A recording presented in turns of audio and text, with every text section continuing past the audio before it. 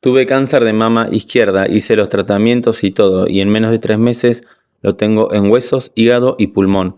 ¿Cuál sería el problema? Bueno, primero necesitamos volver al inicio de la historia y preguntarnos cuál fue el conflicto biológico que dio origen al programa mamario, porque para comprender lo que ocurre después necesitamos arrancar desde el principio, ¿sí? Primero tenemos que comprender qué fue lo que se puso en marcha, ¿sí?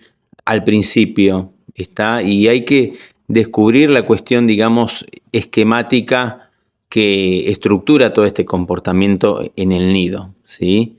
¿Qué significa esto? Intentar comprender quién ocupaba ese lugar biológico dentro de tu vida. ¿Mm?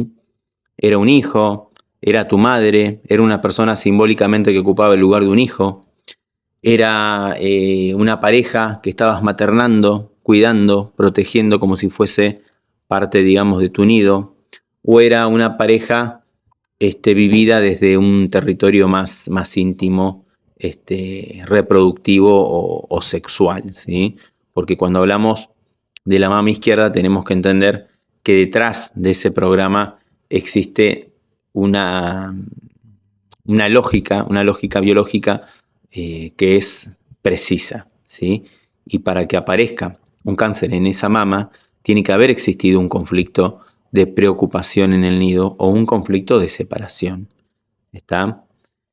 Dicho esto, tanto en uno como en el otro, sea glandular o ductal, existe un elemento, digamos, o un denominador común, que es el gatillo que dispara este programa, que es el miedo a morir.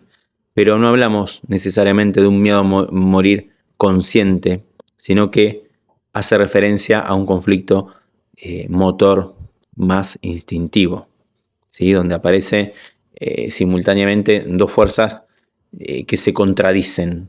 Por un lado surge el impulso de actuar, de proteger, de salvar, de recuperar, de correr hacia alguien, de hacer algo para poder resolver una situación, pero al mismo tiempo aparece una situación donde vivís impotencia, inmovilidad, no puedo actuar, no puedo hacer nada, me siento atrapada, paralizada o sin salida. Es como si todo tu organismo de alguna manera quisiera actuar y al mismo tiempo sintiera que le resulta imposible hacerlo. ¿Está? Es un miedo que dispara ese programa. ¿Sí? Si el conflicto es glandular, probablemente estuvo relacionado con temas de preocupación, peleas, discusiones por alguien en el nido. Hijo, madre, personas queridas dentro del nido, incluso esa pareja vivida desde esa dinámica materno-filial o materno-infantil, ¿sí? Donde sentías que debías cuidarlo, protegerlo, sostenerlo. Pero también existe otra posibilidad, y es que esa pareja haya sido o lo hayas vivido dentro de un territorio más íntimo, reproductivo, donde aparece una percepción más arcaica, más instintiva.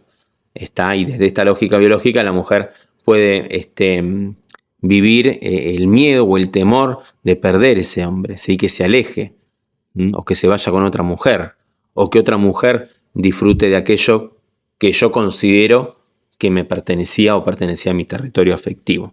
¿Sí? Son vivencias muy primitivas, muy antiguas, que muchas veces siguen funcionando por debajo de la razón. ¿Está? Entonces, una vez comprendido este conflicto mamario, ahora sí podemos empezar a observar el significado biológico que podrían tener los otros órganos involucrados. Vos me hablas de los huesos, y los huesos están relacionados con conflictos que tienen que ver con la desvalorización, ¿sí? Con momentos en los cuales la persona se sintió inútil, incapaz, insuficiente, derrotada, que no podía afrontar lo que estaba viviendo. Y eso puede aparecer, digamos, perfectamente después de un diagnóstico o después de los tratamientos. Y muchas personas comienzan a cuestionarse a sí mismas y sienten que ya no pueden trabajar como antes, que ya no tienen la misma energía, que han perdido la autonomía, que dependen de otros, que su cuerpo las traicionó, que su pareja ya no las mira como antes. Y durante esa fase activa de esa desvalorización hay una pérdida de tejido, hay una desmineralización, hay una descalcificación. Y luego cuando la persona logra resolver ese conflicto y entra en la fase de reparación, todo lo que se adaptó ahora se tiene que recalcificar, ¿sí? Y es precisamente ahí, durante esa fase de reparación, donde aparecen dolores, inflamación, síntomas relacionados con toda esa reconstrucción del tejido, ¿sí? Y otra cosa que mencionaste fue el hígado. Cuando nosotros observamos la lógica del hígado es totalmente diferente, porque acá responde a temas relacionados con inanición, hambruna, una percepción de que me faltan los recursos fundamentales para sobrevivir. ¿Sí? Puede ser una percepción de escasez, porque la persona puede sentir que ahora no va a trabajar más, que se va a morir de hambre, que no puede pagar el tratamiento, que sus hijos se van a morir de hambre si ella no está, ¿sí? O que no tengo recursos económicos suficientes, o que perdí a esa persona que representaba o aportaba la seguridad en términos alimenticios a ese sistema familiar, ¿sí? O dietas restrictivas después del diagnóstico, ¿está? Entonces, hay muchas interpretaciones biológicas que responden a esa inanición. Y también puede ocurrir que la persona de la cual te separaste representaba la principal fuente de ingreso o de seguridad económica, y eso genera una percepción muy profunda de falta, de carencia. ¿Está? Entonces, de esta perspectiva, el hígado responde intentando aumentar esa capacidad funcional, hacer un uso más eficiente frente a esa sensación de escasez. Y cuando hablamos del pulmón, que también mencionaste, es un miedo a morir. Muchas veces ese miedo a morir surge del conflicto original, del choque de diagnóstico, ¿sí? O sea, cuando la persona escucha determinadas palabras, recibe ese pronóstico, se enfrenta a estudios médicos y comienza a imaginar escenarios catastróficos, bueno, eso puede activar un miedo biológico intenso que está relacionado con la supervivencia y con ese miedo a morir. Ese miedo puede sentirse, digamos, como una amenaza inminente en la vida del paciente, ¿sí? Como si el aire le fuera a faltar, como si la vida estuviera en riesgo. Por eso muchas veces el pulmón, digamos, no habla del conflicto, digamos, inicial, sino, a ver, lo que quiero decir es que se activa en ese impacto al momento del diagnóstico, ¿sí?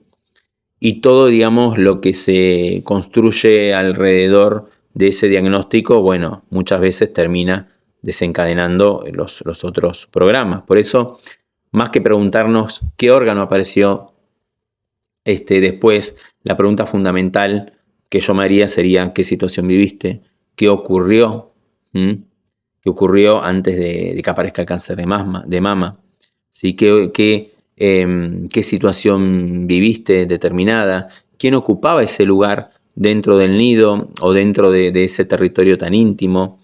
¿Qué preocupación viviste? ¿Peleas, discusiones, qué separaciones, ¿sí? o pérdidas que viviste? ¿Qué sentiste después del diagnóstico? ¿Qué fue lo que te desvalorizó? ¿Percibiste escasez, falta de recursos? ¿Apareció un miedo intenso a morirme? Porque desde esta mirada cada órgano expresa un contenido biológico diferente. Y comprender toda esta secuencia de los conflictos muchas veces es lo más importante, ¿sí? Porque es observar, digamos, todo lo que me está tratando de expresar mi biología y el síntoma. Acá lo importante es identificar cada una de estas situaciones que dio origen a cada uno de esos programas, verificar si realmente está resuelto o si continúa algo activo, resignificar esas situaciones, darle un nuevo sentido y reconocer esos rieles biológicos, o sea, todas aquellas personas, lugares, recuerdos, palabras, estímulos, sensaciones o memorias sensoriales, que te siguen conectando.